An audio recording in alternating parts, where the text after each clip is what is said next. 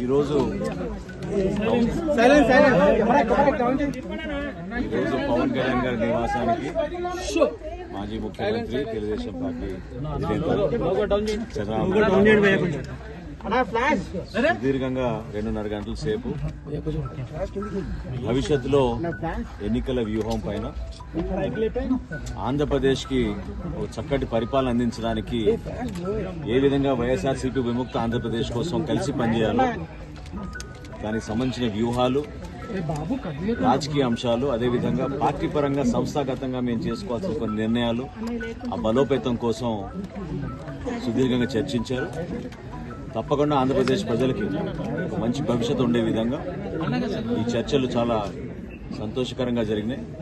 భవిష్యత్తులో కూడా అన్ని కార్యక్రమాల్లో ఇరు పార్టీల క్యాడర్ నాయకులు కలిసికట్టుగా విజయం సాధించి రేపటి రోజున మంచి ప్రభుత్వం, మంచి పరిపాలన అందించే విధంగా తగిన చర్యలు తీసుకుని ముందుకు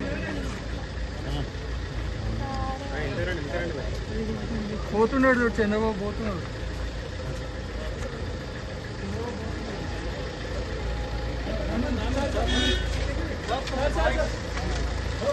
Vai,